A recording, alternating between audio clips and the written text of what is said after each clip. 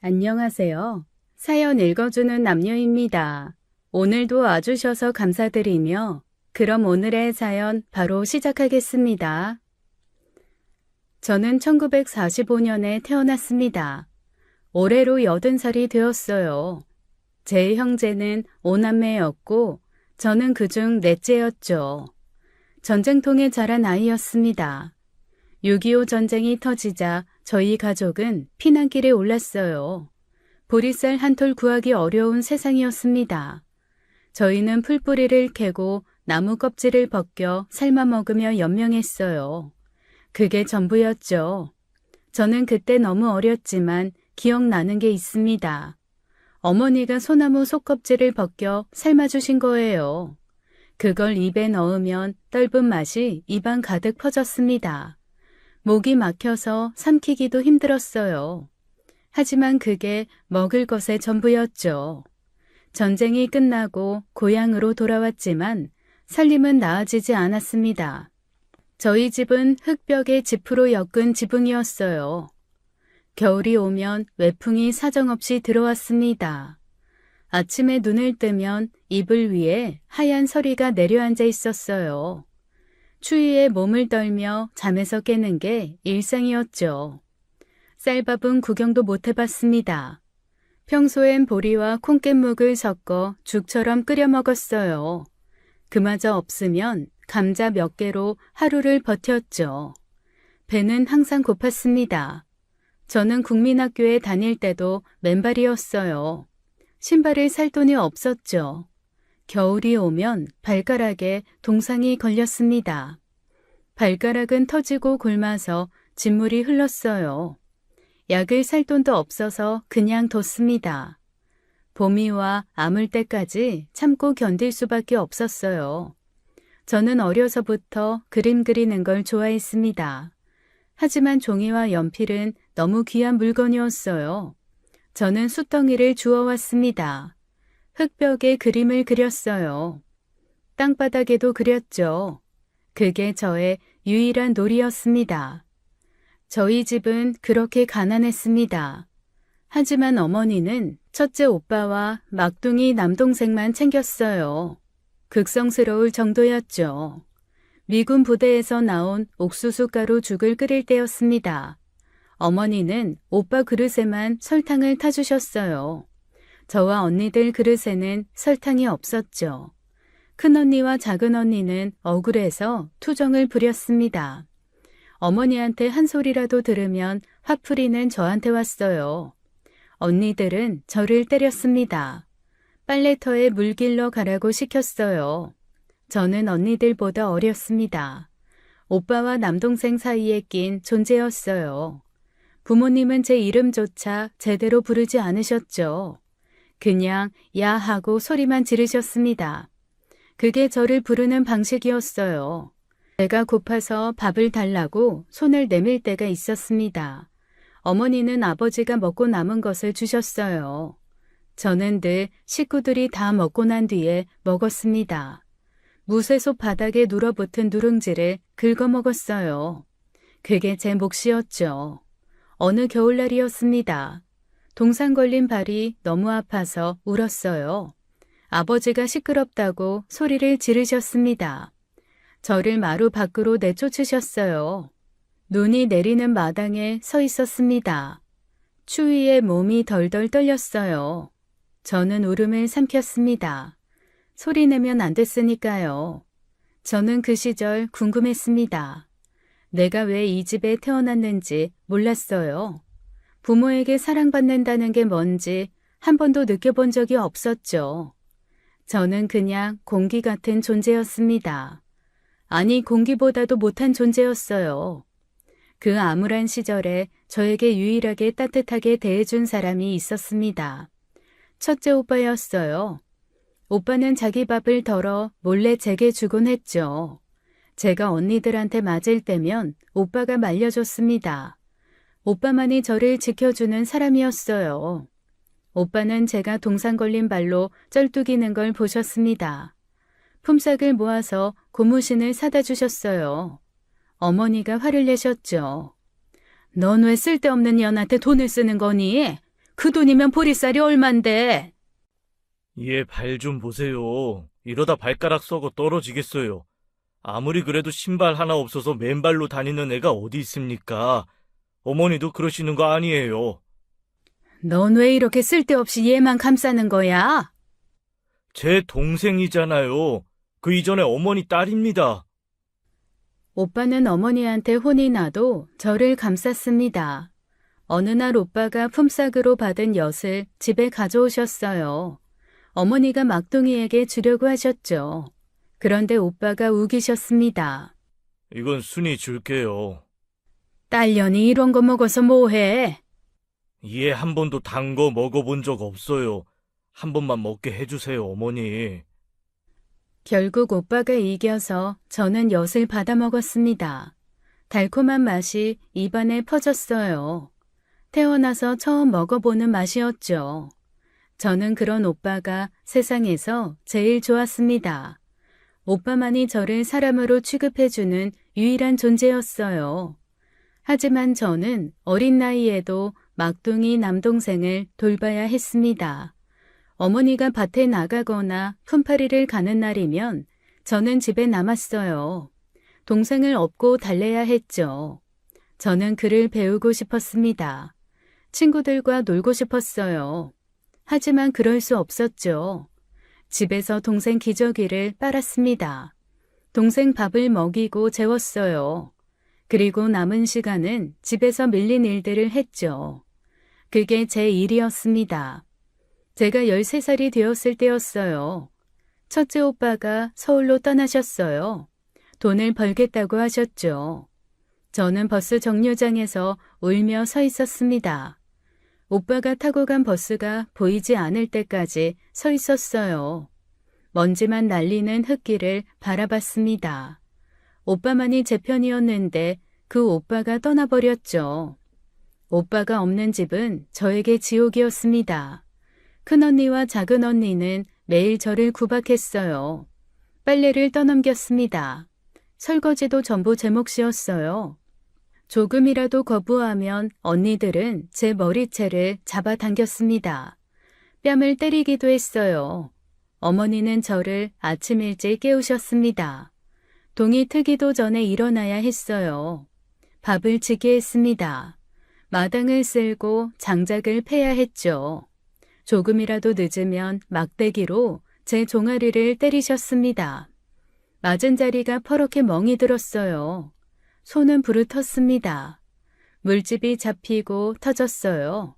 등은 일을 하느라 점점 휘어갔죠. 쉴 틈이 없었습니다. 밤이 되면 마루 한 구석에서 몸을 웅크리고 잠들었어요. 추운 겨울에도 이불 한 장 제대로 덮지 못했습니다. 마루 밑에서 찬바람이 올라왔어요. 그런 저에게 유일한 위로가 있었습니다. 막둥이 남동생이었어요. 동생은 저를 보며 환하게 웃었습니다. 졸졸 따라다녔어요. 동생만이 저를 좋아해주는 사람이었죠. 제가 울고 있으면 동생이 다가왔습니다. 작은 손으로 제 눈물을 닦아주려 했어요. 동생은 어머니한테 받은 엿 한 조각을 제 입에 넣어주기도 했습니다. 자기도 먹고 싶을 텐데 저한테 먼저 줬어요. 제가 일을 할 때면 동생은 옆에 앉아서 기다렸어요. 저를 그냥 바라보고 있었죠. 누나, 아파? 아니야, 누나 안 아파. 그럼 왜 눈물 나? 바람이 불어서 그래. 괜찮아. 누나, 손 왜 이래? 빨개. 괜찮아. 일 많이 해서 그래. 금방 나.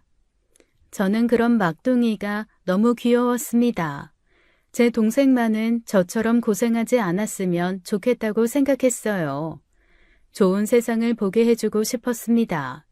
제대로 공부도 시키고 싶었어요. 배불리 먹이고 싶었습니다. 그게 제 유일한 바람이었죠. 저희 집은 여전히 찢어지게 가난했습니다.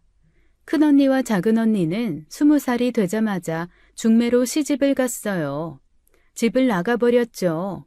저만 남았습니다. 언니들이 떠난 뒤 집안일은 모두 제 몫이 되었어요. 저는 초등학교도 졸업하지 못했습니다. 이 집 저 집 다니며 품삯을 받았어요. 남의 집 논일을 했습니다. 밭일도 했어요. 김장 담그는 일도 했죠. 새벽부터 저녁까지 일했습니다. 하루 품삯으로 쌀 한 대를 받아왔어요. 때로는 보리쌀 2대를 받기도 했습니다. 그게 전부였어요. 일이 없는 날에는 집에 있었습니다. 막둥이를 돌봤어요. 밥을 짓고 장작을 팼습니다. 빨래도 하고 청소도 했어요. 저는 16살이 되도록 쉰 날이 없었습니다. 매일 일하는 날이었죠. 첫째 오빠는 서울에서 살고 계셨습니다. 청계천 판잣집에 사셨어요. 공사판에서 일을 하셨죠. 번 돈 대부분을 집으로 보내셨습니다. 오빠도 고생하시면서 저희를 먹여 살리셨어요. 명절에만 얼굴을 보러 내려오셨습니다. 오빠가 명절에 내려오시면 저는 너무 좋았어요. 오빠 짐을 들어드렸어요. 오빠 옆에 붙어 앉았죠. 오빠는 제게 서울 이야기를 들려주셨습니다. 그리고 몰래 사탕이나 과자를 제 손에 쥐어주셨어요. 이거 몰래 먹어. 어머니한테 들키지 말고. 오빠는 안 먹어요? 나는 서울에서 먹었어. 너나 먹어. 고마워요, 오빠. 많이 힘들지? 조금만 참아. 오빠가 돈 더 벌어서 너 학교 보낼게. 괜찮아요. 저는 일하는 게 좋아요. 거짓말 하지 마. 네가 얼마나 공부하고 싶어 했는데. 오빠가 미안해. 저는 아무 말도 하지 못했습니다. 그냥 오빠 손을 꼭 잡았어요. 오빠 손은 굳은 살로 거칠었습니다. 공사판에서 고생하신 흔적이었어요. 오빠가 보낸 돈 덕분에 집안이 조금씩 나아졌습니다. 이제는 보리밥에 쌀을 섞어 먹을 수 있게 되었어요. 저도 더 이상 굶지 않게 됐습니다. 매일 밥을 먹을 수 있었죠. 배를 채울 수 있다는 게 얼마나 감사한 일인지 알았습니다. 막둥이도 편하게 공부를 할 수 있게 됐습니다. 동생은 학교에 다니며 글을 배웠어요. 저는 그게 정말 기뻤습니다. 오빠 덕분에 우리가 살고 있다고 생각했어요. 오빠가 없었다면 저희는 굶어 죽었을 거예요. 1965년이었습니다. 제가 20살이 되었을 때였어요. 어느 날 급한 전갈이 왔습니다. 첫째 오빠가 서울에서 큰 사고를 당했다는 소식이었어요. 부모님은 서둘러 서울 병원으로 가셨습니다. 저는 따라가려 했어요. 하지만 어머니가 막으셨죠. 너는 집에서 막둥이 보고 있어. 어머니, 오빠는요? 오빠 괜찮아요? 저도 갈래요. 네가 가봤자 뭐하게. 집에 나 있어. 저는 집에 남아야 했습니다. 막둥이를 돌보며 오빠 소식만 기다렸어요. 3일 만에 부모님이 돌아오셨습니다. 부모님은 완전히 달라져 계셨어요. 어머니는 매일 울었습니다. 밥도 제대로 드시지 않으셨어요. 아버지는 술만 마셨습니다. 이 집 저 집 돈을 꾸러 다니셨어요. 저는 오빠 소식을 물었습니다. 어머니는 말을 하지 않으셨어요. 그저 울기만 하셨죠. 어느 날 어머니가 저를 불러 앉히셨습니다. 너, 네 오빠 위해서 뭐든 할 수 있지? 네?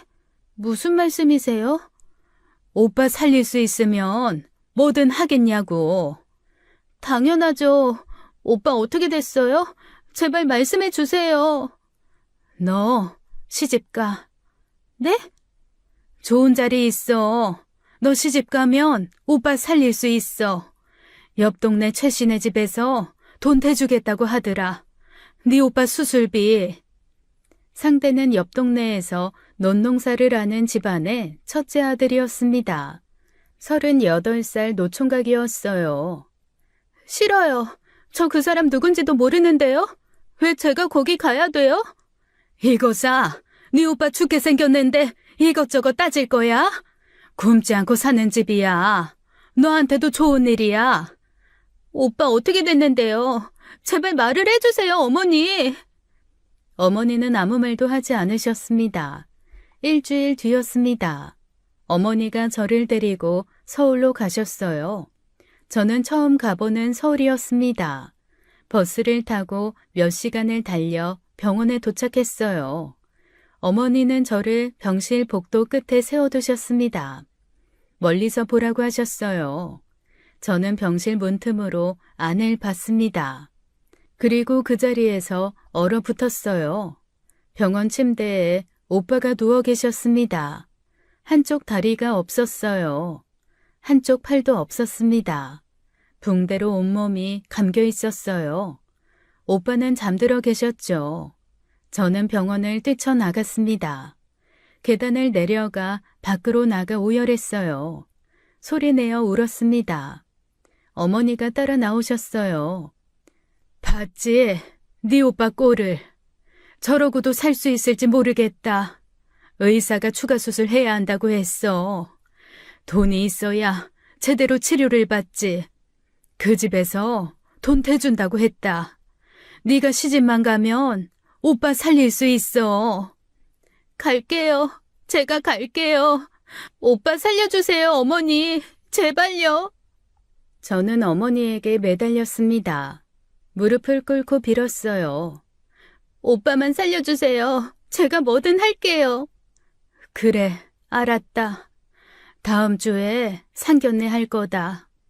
미안하다, 순이야. 저는 고개를 끄덕였습니다. 눈물이 멈추지 않았어요. 저는 결국 팔리듯 시집을 갔습니다. 결혼식 날이었어요. 어머니가 제게 말씀하셨습니다.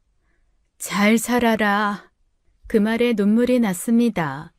첫째 오빠는 결혼식에 오지 못하셨어요. 수술을 받아야 했으니까요. 오빠 없는 결혼식이었습니다. 시간은 그렇게 부자는 아니었어요. 그저 돈이 있어서 밥은 먹고 사는 집이었어요. 그래도 제가 자란 집보다는 훨씬 잘 사는 사람들이었죠. 기와집이었습니다. 마당도 넓었어요. 결혼 후 저는 시집에서 지옥 같은 삶을 살게 되었습니다. 38살 남편은 시도 때도 없이 저를 덮쳤어요. 겁탈하듯이 덮쳤습니다. 밤낮을 가리지 않았어요. 낮에 논에서 일하다가도 저를 끌고 갔습니다. 저항할 수 없었어요. 저항하면 맞았습니다. 저는 아침 일찍 일어나야 했습니다. 동이 트기 전에 일어났어요. 밥을 지었습니다. 논에 나가 일을 했어요. 돌아오면 빨래를 해야 했습니다. 청소도 해야 했죠. 몸이 아파도 쉴 수 없었어요. 쉬면 욕을 먹었습니다. 시어머니는 저를 거의 종처럼 여겼습니다. 집안일을 시켰어요. 논일도 시켰습니다. 제 집안에 준 돈값을 뽑으려는 듯 저를 부려먹었어요. 하루도 쉬는 날이 없었습니다.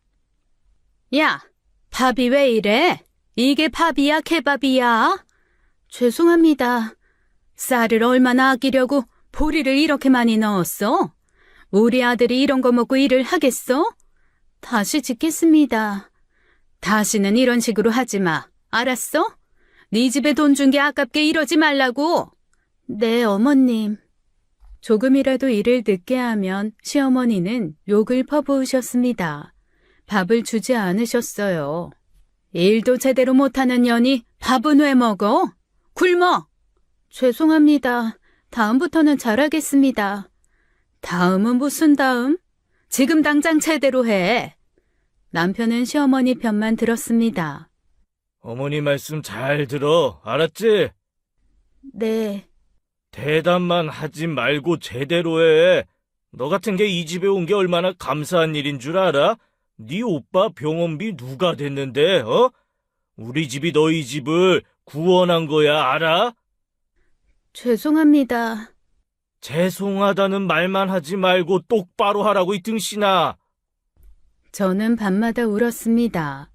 이불을 뒤집어 쓰고 소리 없이 울었어요. 도망치고 싶었습니다. 하지만 도망칠 곳이 없었어요. 오빠 생각을 하면 도망칠 수도 없었습니다. 저는 오빠를 살리기 위해 이 삶을 선택했어요. 하지만 매일이 고통이었어요. 살아있는 게 지옥이었습니다. 숨 쉬는 것조차 고통이었어요. 아침에 눈을 뜨는 게 두려웠습니다. 저는 매일 밤 생각했어요. 이렇게 사느니 차라리 죽는 게 나을까. 하지만 오빠를 생각하면 죽을 수도 없었어요. 그저 견딜 수밖에 없었죠. 하루하루를 버티며 살았습니다. 다행히 첫째 오빠는 치료를 잘 받고 고향으로 돌아오셨습니다. 저는 오빠가 보고 싶었어요. 하지만 시어머니는 제가 친정에 가는 걸 허락하지 않으셨죠. 일해야 한다고 가지 말라고 하셨습니다. 저는 오빠가 너무 보고 싶었어요. 오빠가 고향에 온 날이었습니다. 저는 몰래 친정을 찾아갔어요. 오빠를 만났습니다. 오빠는 목발을 짚고 계셨어요. 한쪽 다리와 한쪽 팔이 없었어요. 저는 오빠를 보자마자 눈물을 흘렸습니다. 오빠! 왜 울어? 나 살았잖아. 그것만으로도 감사한 거야. 오빠, 미안해요. 미안해요. 우리 때문에. 무슨 소리야?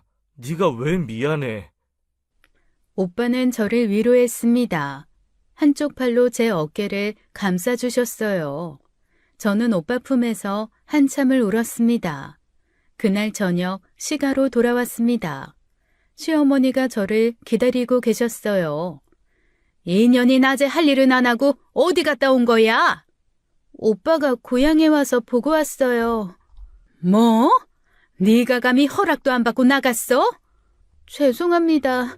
오빠가 너무 보고 싶어서. 남편이 옆에서 비웃었습니다. 병신 보고 왔냐? 팔 하나 다리 하나 없는 그 병신 보러? 저는 그 말을 듣고 참을 수 없었습니다. 처음으로 남편에게 대들었어요. 병신이라고 하지 마요. 우리 오빠 당신한테 그런 말 들을 사람 아니에요. 뭐? 인연이 지금 나한테 대드는 거야? 오빠는 저희 먹여 살리려고 서울 가서 일하다 다친 거라고요. 당신이 뭔데 오빠를 그렇게 말해요? 나한테 한없이 소중한 사람이에요. 취소해요. 남편은 제 뺨을 때렸습니다. 주먹으로 때렸어요. 저는 바닥에 넘어졌습니다. 남편은 발로 제 몸을 찼어요. 시아버지가 나오셨습니다. 집안 꼴 잘 돌아간다. 개집 목소리가 어디 담장을 넘어. 만수야, 아주 혼을 내서 다시는 큰 소리 못 내게 해라. 시아버지는 시어머니와 함께 방으로 들어가 버렸습니다. 아들이 며느리를 때리는 것을 말리지도 않으셨어요. 남편은 계속 저를 때렸습니다. 저는 비명을 질렀어요. 그때 시동생이 달려왔습니다. 형, 그만해. 이러다가 형수 죽겠어. 시동생이 남편을 말렸습니다. 그제야 매질이 멈췄어요. 저는 온몸에 멍이 들었습니다. 입술이 터져서 피가 났어요. 갈비뼈도 아팠습니다. 아무도 저를 돌보지 않았어요. 저는 부엌 구석으로 기어갔습니다. 몸을 웅크리고 앉았어요. 그렇게 밤을 보냈어요. 추웠습니다. 아팠어요. 하지만 더 아픈 건 마음이었죠. 저는 그날 밤 생각했습니다. 이게 정말 사는 걸까? 이렇게 살아야 하는 걸까? 하지만 답은 없었어요. 그저 견딜 수밖에 없었습니다. 저는 결혼 생활이 죽도록 싫었습니다. 하지만 참고 살았어요. 시댁에서 친정에 도움을 주고 있었으니까요. 오빠가 장애인이 되어 친정 사정은 다시 안 좋아졌습니다. 오빠는 일을 할 수 없었어요. 친정은 시댁의 도움 없이는 다시 끼니 걱정을 하며 살아야 할 테니까요. 무엇보다 저는 막둥이 동생만은 제대로 교육시키고 싶었습니다. 제 희생으로 막둥이는 계속 학교를 다닐 수 있었어요. 동생은 중학교에 다니고 있었습니다. 그 생각으로 저는 꾹 참고 견뎠어요. 그쯤 저는 임신을 했습니다. 1967년에 아들을 낳았어요. 시부모는 손자가 태어나자 무척 좋아하셨습니다. 아이고, 우리 손자, 우리 귀한 손자. 장손이다. 이 집안의 대를 이을 장손이야. 시어머니가 아들을 빼앗아 키웠습니다.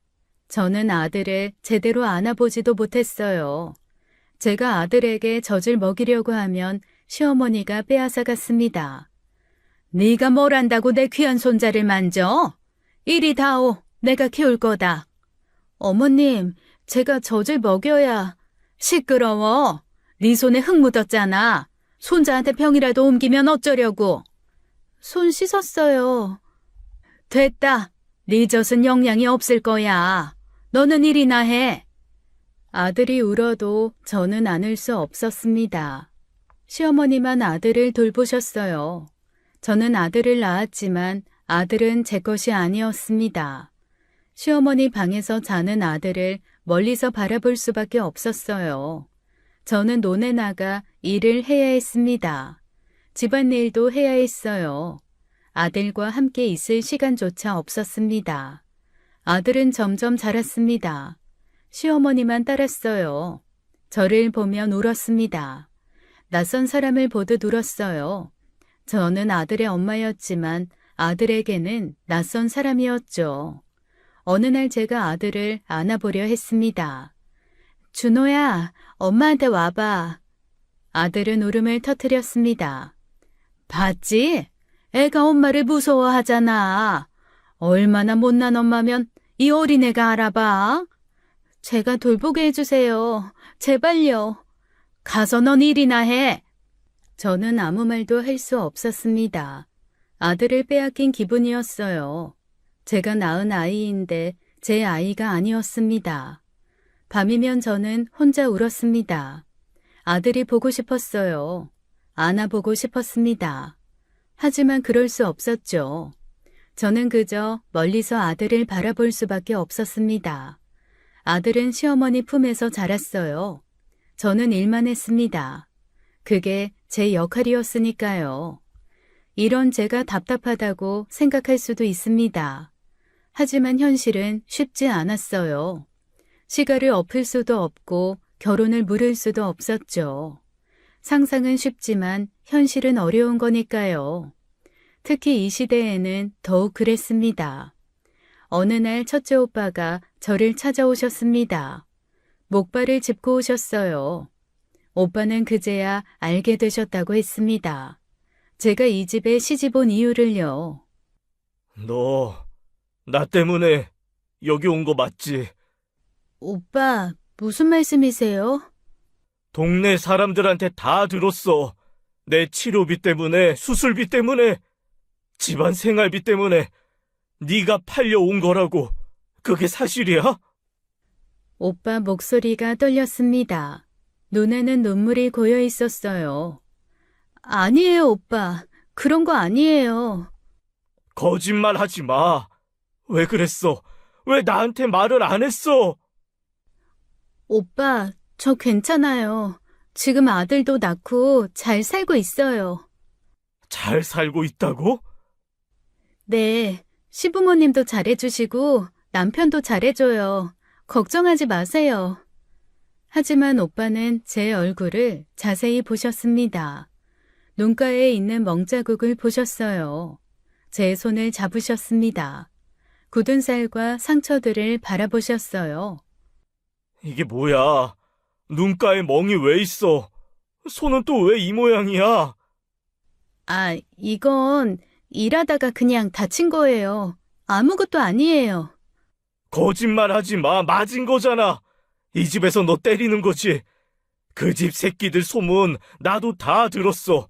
인간이 못된 놈들이라고 사람들이 말하더라. 아니에요, 오빠. 정말 아니에요. 나 바보 아니야. 다 보여. 너 여기서 죽도록 고생하고 있잖아. 오빠는 한쪽 팔로 목발을 짚고 일어서셨습니다. 나가자. 이런 집에서 살 필요 없어. 안 돼요, 오빠. 저는 오빠를 붙잡았습니다. 저 정말 괜찮아요. 오빠, 걱정하지 마세요. 제발요. 어떻게 괜찮아? 네가 이렇게 맞고 사는데. 오빠, 막둥이 생각해요. 막둥이 지금 학교 다니잖아요. 제가 여기 있어야 막둥이 공부할 수 있어요. 그래도 오빠는 막둥이 잘 돌봐주세요. 제발 부탁이에요. 막둥이만은 제대로 공부시켜서 저처럼 안 살게 해주세요. 오빠는 한참을 저를 바라보셨습니다. 눈물을 흘리셨어요. 그리고 저를 안아주셨습니다. 한쪽 팔로 저를 꼭 안아주셨어요. 미안해. 오빠가 미안해. 다 내 잘못이야. 아니에요, 오빠. 오빠 잘못 아니에요. 내가 무능해서 이 꼴이 됐어. 내가 제대로 된 오빠였으면. 그런 말 하지 마세요. 오빠는 최선을 다하셨어요.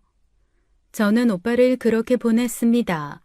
오빠가 목발을 짚고 떠나는 뒷모습을 봤어요. 눈물이 흘렀습니다. 하지만 저는 돌아섰습니다. 다시 일터로 갔어요. 일을 해야 했으니까요. 그러고 얼마 지나지 않아서였습니다. 남편이 읍내 다방 여자와 바람이 났어요. 저만 빼고 동네 사람들은 다 알고 있었습니다. 시부모도 알고 계셨어요. 저는 마지막으로 그 사실을 알게 되었습니다. 동네 아줌마가 제게 말해줬어요. 새댁, 아직도 몰랐어? 새댁 남편, 읍내 다방 여자랑 놀아나는 거. 저는 집으로 돌아와 남편을 기다렸습니다. 남편이 술에 취해 들어왔어요. 당신, 읍내 다방 여자랑 뭔 사이예요? 뭔 소리야? 재수없게. 지금 나한테 따지는 거냐? 따지는 게 아니라 묻는 거예요. 나도 소문을 들어서. 당신 바람 피운 거 맞죠? 맞냐고요? 그래, 맞아. 그래서 어쩔 건데, 어? 어떻게 그런 말을 해요? 내가 당신 아내잖아요. 네. 너 같은 게 여자냐? 맨날 흙투성이에 손은 거칠고 여자 같지도 않은 게 무슨? 네가 시켜서 일한 거잖아. 어머님이 매일 논일 가라고, 밭일 가라고 해서 일한 거라고. 그래서 이런 건데, 그게 내 잘못이야? 아이씨, 시끄러워 죽겠네. 남편은 저를 때리기 시작했습니다. 그날은 평소보다 훨씬 더 심했어요. 주먹으로 제 얼굴을 때렸습니다. 발로 옆구리를 찼어요. 그만해! 그러니까 사람 승질을 왜 건드려? 존나 열받게. 저는 바닥에 쓰러졌습니다. 남편은 계속 저를 밟고 찼어요. 머리에서 피가 흘렀어요. 저는 정신을 잃었습니다. 눈을 떠보니 병원이었습니다. 갈비뼈가 3군데나 부러졌다고 했어요. 머리가 찢어져서 꿰맸다고 했습니다. 동네 순경이 왔지만 쉬쉬하고 넘어갔어요. 시부모와 친분이 있었으니까요. 에이, 부부싸움이 칼로 물베기지 뭐. 곧 화해하겠지. 며칠 있으면 괜찮아질 거야. 저는 아무 말도 하지 않았습니다. 다음 날 첫째 오빠가 병실로 찾아오셨습니다. 목발을 짚고 오셨어요. 붕대를 감은 저를 보자마자 오빠는 온몸을 떨었습니다. 이게 대체 뭐야? 네 꼴이 이게 뭐야? 오빠 목소리가 떨렸어요. 분노로 온몸이 떨리고 계셨습니다. 나와. 당장 나와. 더 이상 그 집에서 살지 마. 이러다 너 죽는다고. 오빠, 제발 좀. 제발 부탁이야. 오빠 말 좀 들어. 이러다 진짜 너 죽어. 그 새끼한테 맞아 죽는다고. 안 돼요. 막둥이 지금 학교 다니잖아. 그리고 내 아들도 있고. 지금 집 나가면 시어머니가 내 아들 뺏을 거야. 너부터 살아야지. 그냥 나와. 오빠가 무슨 짓을 해서든 먹여 살릴 테니까. 안 돼요, 오빠. 저 괜찮아요. 이 정도는. 오빠는 주먹으로 벽을 쳤습니다. 한쪽 팔로 벽을 쳤어요. 손에서 피가 났습니다. 사실 말은 안 했지만 오빠도 알고 있었을 겁니다. 오빠는 일을 할 수 없었어요. 병원비도 계속 들어갔고요. 그래서 제가 더욱 그 집에 있어야 했어요. 괜찮다고? 이게 괜찮은 거야? 갈비뼈가 부러지고 머리가 터졌는데 이게 괜찮은 거야? 오빠는 저를 한참 바라보셨습니다. 눈에는 눈물이 가득했어요. 그리고 아무 말 없이 병실을 나가버렸습니다. 목발 소리가 복도에 울렸어요. 저는 혼자 병실에 남았습니다. 천장만 바라봤어요. 눈물도 나오지 않았습니다. 그저 숨만 쉬고 있었어요. 살아있다는 것만 느껴졌습니다. 그게 전부였죠. 그날 저녁이었습니다. 큰일 났다며 동네 아줌마가 병실로 뛰어들어왔어요. 세댁, 큰일 났어. 세댁 오빠 지금 죽게 생겼어. 뭐라고요? 세댁 남편이 지금 오빠 죽도록 패고 있다고. 저는 링거를 빼버렸습니다. 바늘 뽑힌 자리에서 피가 흘렀어요. 저는 병원 가운을 입은 채로 시가로 달려갔습니다. 마당에 도착했을 때 제 눈앞에 펼쳐진 광경을 보고 숨이 멎었습니다. 오빠가 마당 바닥에 쓰러져 계셨어요. 남편이 오빠를 발로 차고 있었습니다. 시동생이 말리고 있었어요. 형, 그만해. 이 사람 불구잖아. 이러다 죽어. 닥쳐, 이 병신 새끼가 감히 우리 집에 와서 나한테 대들어? 넌 너 같은 새끼가 내 동생을... 뭐, 동생? 네 동생이 뭔데? 돈 받고 팔려온 년 아니야? 네 동생이 창녀랑 다른 게 뭔데? 내가 뭐 대접을 해줘야 해? 오빠는 피투성이가 되어 계셨습니다. 한쪽 팔도 없고 한쪽 다리도 없는 오빠가 목발도 없이 바닥에 쓰러져서 맞고 계셨어요. 그 순간 제 안에서 뭔가 끊어지는 소리가 들렸습니다. 저는 부엌으로 걸어갔어요. 그곳에는 시아버지가 꿩 사냥할 때 쓰는 엽총이 있었습니다. 저는 그 총을 들고 마당으로 나왔어요. 당장 손 떼! 남편이 돌아봤습니다. 제가 총을 겨누고 있다는 걸 보고 기겁했어요. 이 인연이 미쳤어? 어디 총을 들고... 당장 손 떼라고! 우리 오빠한테 손대지 마! 이게 형, 저 총 장전 안 된 거 아니야? 그래? 그럼 너한테 쏴보면 알겠지. 총알이 있는지 없는지. 형수님, 그러지 마요. 넌 꺼져. 그때 막둥이가 숨을 헐떡이며 마당으로 뛰어들어왔습니다. 막둥이도 소식을 들은 거죠. 누나! 만식아, 오빠 빨리 모시고 가. 어서! 하지만 누나는... 어서 가라고! 빨리! 막둥이는 피투성이가 된 오빠를 부축해서 일으켰습니다. 오빠를 업고 마당 밖으로 나갔어요. 저는 총을 든 채로 남편을 계속 겨누고 있었습니다. 남편은 땀을 뻘뻘 흘리며 뒷걸음질 쳤어요. 저는 안방으로 달려가려 했습니다.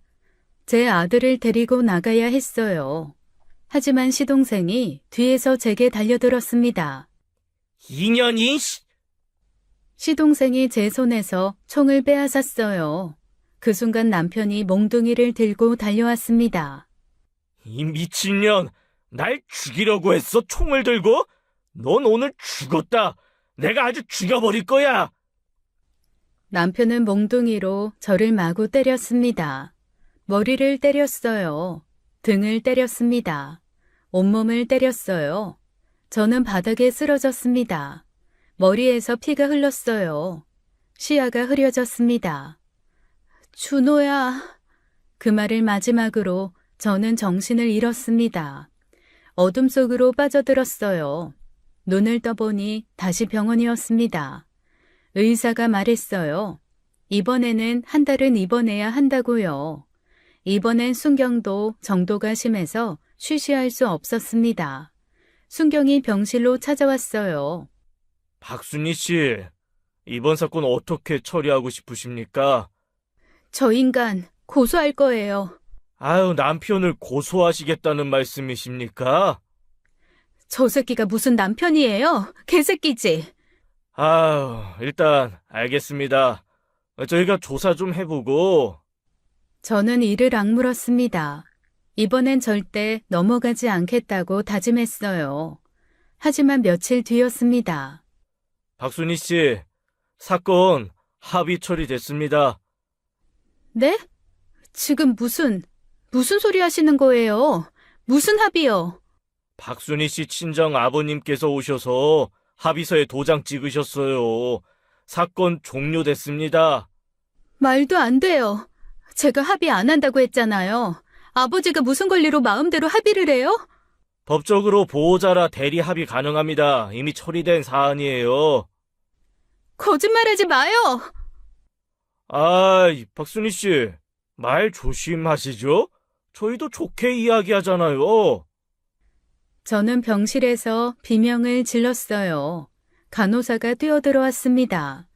환자분, 조용히 하세요. 다른 환자들도 있어요. 내 인생을 왜 니들이 마음대로 팔아먹는데? 막둥이가 헐레벌떡 병실로 들어왔습니다. 누나, 미안해. 내가 말렸는데. 만식아, 대체 무슨 일이야? 아버지가 뭘 어떻게 한 거야? 누나 시아버지가 거액을 줬대. 엄청난 돈을. 그래서 아버지가 합의서에 도장을 찍었어. 돈? 돈이면 다야? 오빠가 얼마나 맞았는데, 오빠가. 누나 정말 미안해. 나도 아버지한테 소리 지르고 막았는데 아버지가 이미. 저는 미친 듯이 소리를 질렀습니다. 며칠 뒤 남편이 순경과 함께 병실로 왔습니다. 박순희 씨, 남편분이 사과하러 오셨습니다. 부부끼리 좋게 넘어가요. 살다 보면 이런 일도 저런 일도 있습니다. 남편은 순경 앞에서 180도 달라진 모습이었어요. 고개를 푹 숙이고 눈물까지 글썽이며 말했습니다. 여보, 미안해. 내가 정말 잘못했어. 술 먹고 정신이 없었어. 앞으로 절대 안 그럴게. 맹세할게. 다신 손가락 하나 안 댈 거야. 저는 남편을 똑바로 쳐다봤습니다. 온몸에 소름이 돋았어요. 꺼져. 여보, 제발. 우리 아들도 있잖아. 준호 생각해서라도. 박순희 씨, 합의도 됐고 남편분도 반성하시니까 이제 좀 적당히 하세요. 동네 시끄럽게 이게 뭔 짓입니까? 나가요. 둘 다 당장 꺼지라고요. 여보. 박순희 씨, 내가 말 조심하라고 했지? 이게 어딨어? 박순교님, 진정하시죠? 제가 잘 이야기할게요. 만수 씨, 조용히 좀 삽시다. 알겠어요? 내가 당신 지켜봅니다. 남편과 순경이 병실을 나갔습니다. 저는 이불을 뒤집어 썼어요. 온몸이 떨렸습니다. 분노로 온몸이 타들어가는 것 같았어요. 저는 그날 깨달았습니다. 이 세상은 돈이면 다 된다는 걸요. 돈만 있으면 사람을 죽여도 빠져나갈 수 있다는 걸요. 그렇다면 저도 돈을 벌어야겠다고 생각했습니다. 무슨 짓을 해서든요. 며칠 뒤였습니다. 막둥이가 병실 문을 열고 들어왔어요. 평소와 달랐습니다. 걸음걸이가 휘청거렸어요. 얼굴은 새하얗게 질려 있었습니다. 만식아, 무슨 일이야? 막둥이는 대답하지 않았습니다. 그냥 제 손을 붙잡고 울기 시작했어요. 야, 왜 그래? 말을 해봐. 누나 불안하게. 누나, 형이. 그 순간 심장이 철렁 내려앉았습니다. 오빠가 왜? 형이. 오빠가 왜? 형이 돌아가셨어요. 뭐? 집에서 목을. 저는 막둥이 얼굴을 멍하니 쳐다봤습니다. 귀에서 윙하는 소리가 났어요. 사람이 너무 놀라면 이 세상이 이 세상 같지가 않아요. 꿈속 같아요. 다 거짓말 같아요. 거짓말 하지 마. 누나, 거짓말 하지 마. 거짓말 하지 마. 거짓말 하지 마. 오빠가 왜 죽어? 막둥이가 주머니에서 구겨진 종이 한 장을 꺼냈습니다. 오빠 글씨였어요. 순이야 미안하다. 딱 그것만 적혀 있었습니다. 저는 병원 침대에서 일어났어요. 막둥이가 제 팔을 붙잡았습니다. 그 길로 오빠가 있는 영안실로 갔어요. 다리가 제대로 움직이지 않았습니다. 벽을 짚고 한 발 한 발 내디뎠어요. 가는 동안 빌고 또 빌었어요. 어서 이 악몽을 깨게 해달라고요. 제발 꾸미길 바랬어요. 영안실 문을 열었습니다. 저는 천천히 다가갔습니다. 오빠. 대답이 없었습니다. 오빠, 나야, 순이. 여전히 아무 대답이 없었어요. 저는 주저앉았습니다. 왜 그랬어? 눈물이 나지 않았습니다. 울음도 나오지 않았어요. 그냥 텅 빈 것 같았습니다. 내가 잘못했어. 미안해, 오빠. 내가 잘못했어. 장례식장에 사람들이 모여들었습니다. 저는 앉아 있었어요. 누가 말을 걸어도 대답하지 않았습니다. 누나, 물이라도 마셔. 저는 그냥 관만 바라봤습니다. 친정어머니가 소리를 질렀어요. 니년 때문에 내 아들이 죽었어. 니년 때문이야. 그깟 시집살이가 뭐가 힘들다고. 네 오빠를 죽여. 다들 그렇게 사는데 뭐가 힘들다고. 형님, 이러시면 안 됩니다. 안 돼? 뭐가 안 돼? 전현이 조용히만 살았어도 내 아들 안 죽었어. 자네 딸이 무슨 잘못이 있어? 그런 집에 시집 보낸 자네 잘못이지. 그렇다고 지 오빠까지 끌어들여? 지 살기 힘들다고 오빠까지 죽게 만들어? 저는 그 말을 듣고 있었습니다. 맞는 말이었어요. 제 잘못이 맞습니다. 장례가 끝났습니다. 오빠를 땅에 묻었어요. 누나, 그 집 가지 마. 우리 집에서 살자. 가야 돼. 왜? 그 집에 가면 또 맞을 거잖아. 가야지.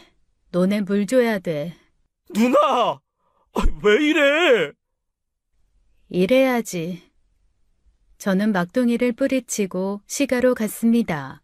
시어머니가 마당에서 저를 봤어요. 왔냐? 빨리 들어가서 밥이나 해. 네. 뭐야? 너 왜 이래? 어서 저녁 준비할게요. 이제야 정신 좀 차렸구나? 저는 부엌으로 갔습니다. 밥을 지었어요. 설거지를 했습니다. 아무렇지 않은 것처럼 일했어요. 밤이 되었습니다. 저는 마루에 홀로 앉아 있었어요. 달이 떠 있었습니다. 보름달이었어요. 한참을 달을 바라봤어요. 제 입꼬리가 올라갔습니다. 웃고 있었어요. 소리 없이 웃고 있었습니다. 다 죽여버리고 싶었어요. 그 뒤 저는 시댁에서 계속 살았습니다. 동네 사람들이 수근거렸어요. 저 집 며느리 아직도 안 나갔어? 맞아. 오빠까지 죽었는데 어떻게 저 집에서 살아? 나 같으면 절대 못 살지. 미친 게 분명해. 그러게. 요즘 보면 말도 없고 표정도 없더라고. 아우, 난 저 집 며느리 무섭더라. 재수가 없어. 저는 그런 말들을 들었지만 신경 쓰지 않았습니다. 저는 매일 똑같이 살았어요. 새벽 4시에 일어났습니다. 밥을 지었어요. 마당을 쓸었습니다. 논에 나가 일했어요. 돌아와서 설거지를 했습니다. 빨래를 했어요. 저녁을 지었습니다. 야, 밥. 네. 오늘 김장 담가야 하니까 준비해. 네. 대답만 하지 말고 빨리 움직여. 네. 저는 하루 종일 일했습니다. 쉬지 않고 일했어요. 밤 늦게까지 일했습니다. 막둥이가 찾아왔어요. 누나, 괜찮아? 응, 밥은 먹고 다녀? 응. 누나, 왜 이래? 뭐가? 아니, 아무것도. 막둥이는 제 얼굴을 한참 들여다봤습니다. 그리고 돌아갔어요. 어느 날 남편이 술을 먹고 들어왔습니다. 야, 물 떠와. 네, 저는 물을 떠왔습니다. 너 요즘 왜 이렇게 조용해? 기분 나쁘게. 야, 대답 안 해? 남편은 제 얼굴을 빤히 쳐다봤습니다.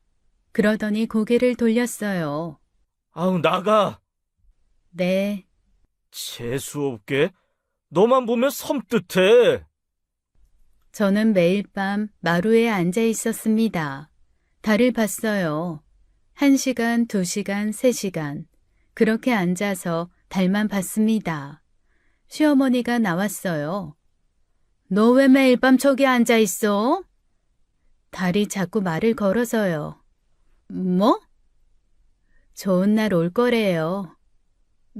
미친년?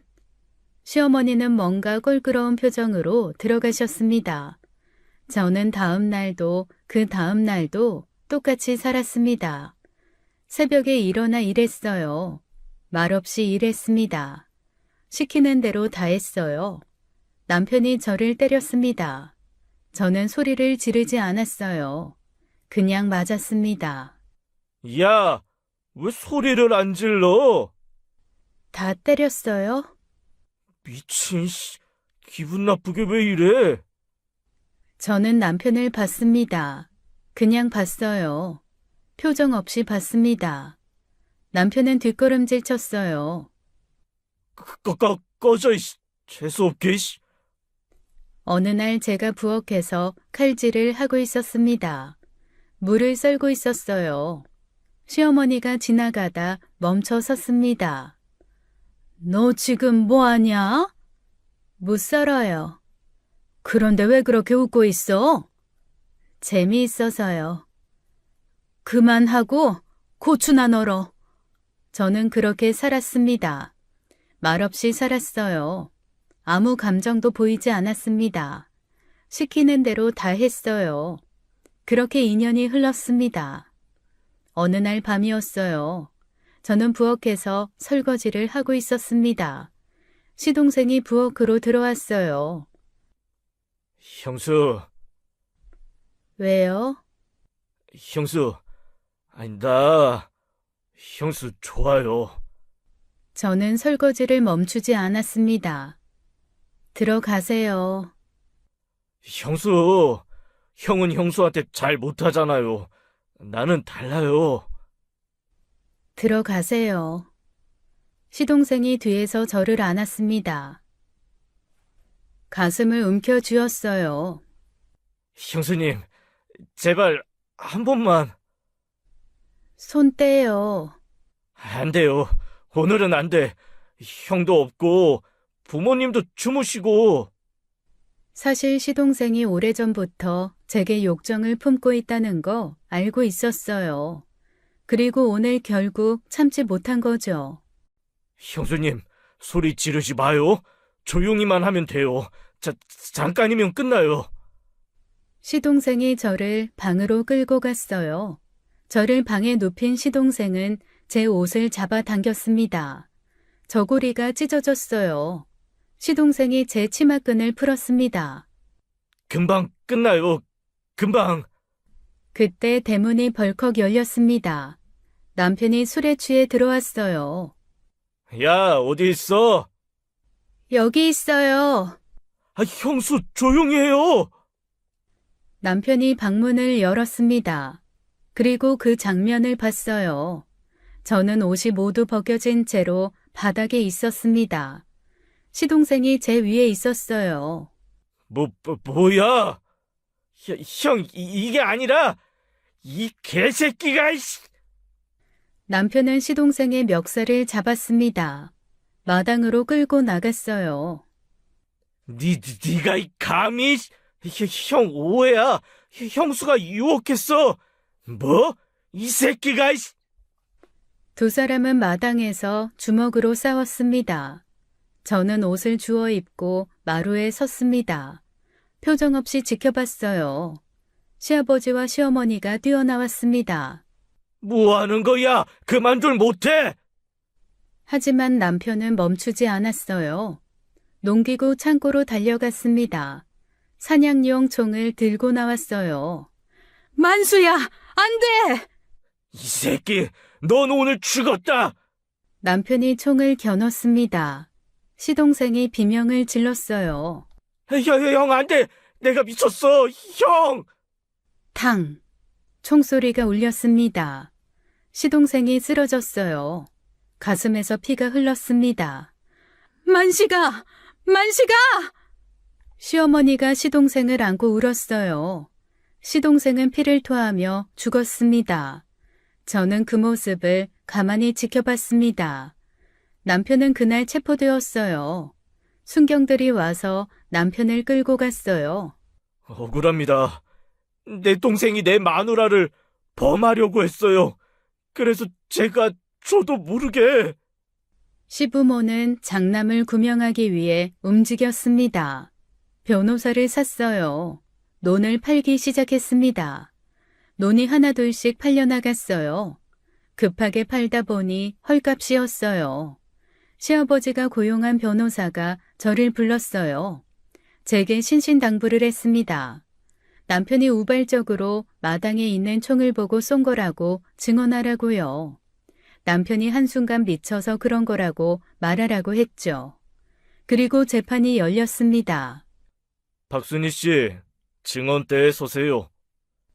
네, 남편분이 동생을 쏜 게 우발적이었습니까? 아니요. 판사님, 이의 있습니다. 증인 말부터 듣겠습니다. 우발적이 아니었어요. 박순희 씨 뭐 하시는 겁니까? 변호사 조용히 하세요. 증인 계속하세요. 시동생이 저를 여러 번 범했어요. 오래전부터. 제가 시동생이랑 내연관계였거든요. 법정이 술렁거렸습니다. 남편은 그걸 알고 있었어요.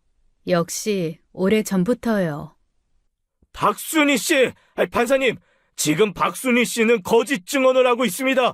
박순희 씨는 죽은 최만수 씨 동생과 내연 관계가 아닙니다. 남편은 동생을 없앨 준비를 하고 있었어요. 총도 미리 손질해뒀고요. 그날 일부러 술 마시고 늦게 들어온 거예요. 제가 매일 밤 주방에서 동생과 관계를 맺었으니까요. 확실합니까? 네, 확실합니다. 제가 법정에서 스스로 시동생과 붙어먹은 상간녀라고 고백할 이유가 없잖아요. 남편이 소리쳤습니다. 야, 이 미친년아! 지금 무슨 소리야? 나 진짜 몰랐어! 피고, 조용히 하세요. 거짓말이야. 거짓말이라고. 나 진짜 그날 우연히 본 거야. 너 그리고 내 동생이랑 바람난 거 아니었잖아. 그날 당할 뻔한 거였잖아. 판사님, 판사님 저 억울합니다. 판결이 나왔습니다. 징역 20년. 남편은 교도소로 끌려갔어요. 시부모는 그 자리에 주저앉았습니다. 전현이 결국 내 아들을... 이게 무슨... 야, 최변, 너 돈을 그렇게 받아 처먹고... 저는 법정을 나왔습니다. 그냥 걸어 나왔어요. 밖에는 해가 밝게 빛나고 있었습니다. 저는 해를 한참을 바라봤어요. 웃을 수 있었습니다. 시아버지는 그 충격으로 쓰러졌습니다. 중풍이었어요. 한쪽 몸을 못 쓰게 되었습니다. 말도 제대로 하지 못했어요. 시어머니도 자리에 누웠습니다. 화병으로 일어나지 못했어요. 매일 울기만 했습니다. 장남 하나 구하겠다고 논을 모두 팔아버렸습니다. 급하게 팔아서 헐값에 처분했었죠. 덕분에 시간은 가세가 급격히 기울었어요. 집안은 하루아침에 거덜이 났습니다. 저는 짐을 쌌어요. 아들 손을 잡고 집을 나왔어요. 동네 사람들이 수군거렸습니다. 저를 욕했어요. 시동생과 붙어먹은 상간녀라고 했습니다. 제가 법정에서 한 거짓말을 사람들은 진실로 알고 있었죠. 상관없었어요. 저는 돌아보지 않았습니다. 그냥 걸었어요. 사실 시아버지 논을 산 사람은 저였습니다. 정확히는 막둥이 동생 이름으로 샀어요. 시부모는 몰랐습니다. 막둥이의 진짜 이름을요. 막둥이는 태어나자마자 아팠습니다. 많이 아팠어요. 죽을 뻔했죠. 무당이 말했어요. 이름을 천하게 지으면 오래 산다고요. 그래서 호적에는 박영호로 올라갔습니다. 하지만 집에서는 박만식이라고 불렀어요. 시부모는 막둥이를 만식이라고만 알았습니다. 법정 이름이 따로 있는 줄 몰랐어요. 우리 집안을 우습게 봤으니까요. 시아버지 논을 산 돈은 친정아버지가 시아버지에게 받은 합의금이었습니다. 물론 그 돈으로는 턱없이 부족하죠.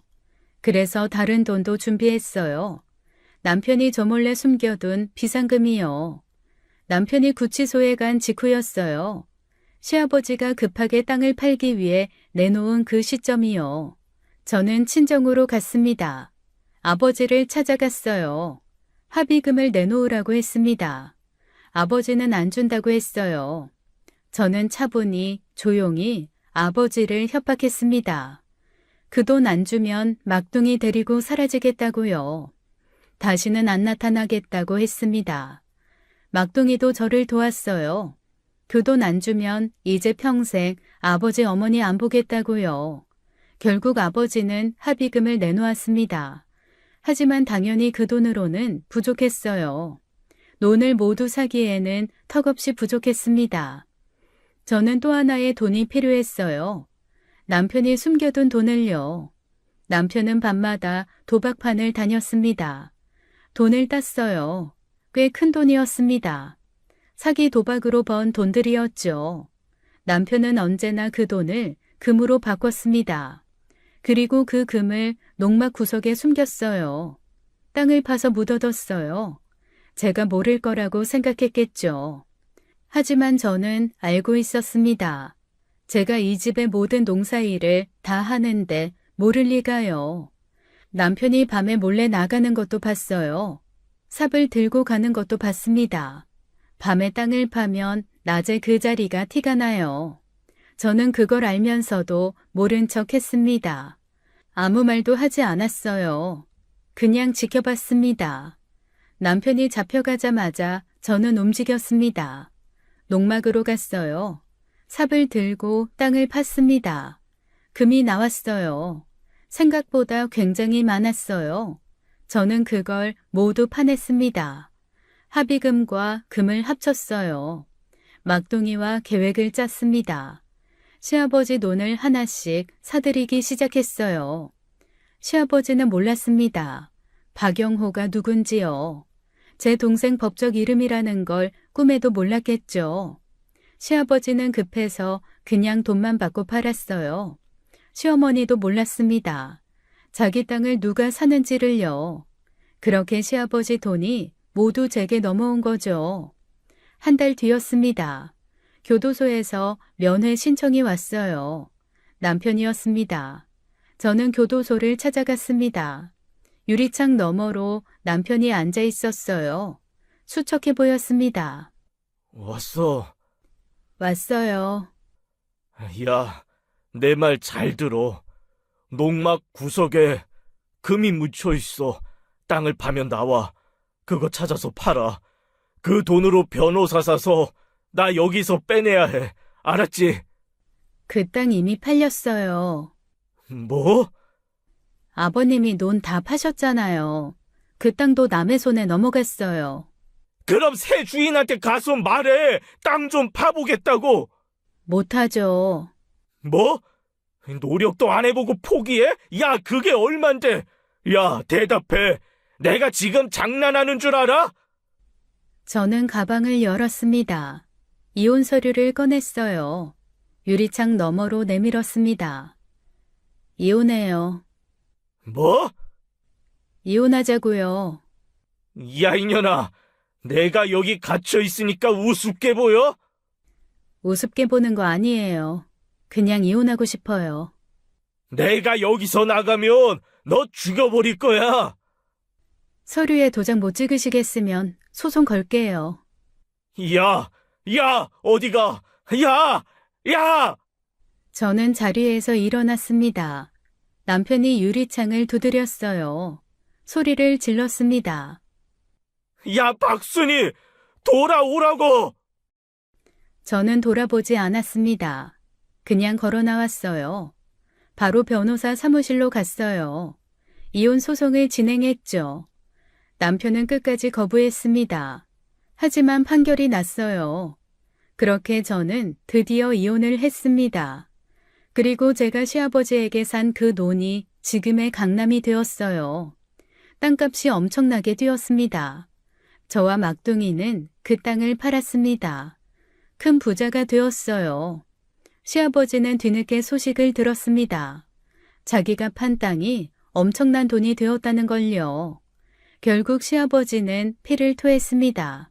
화병이었어요. 억소리와 함께 그대로 죽었다더군요.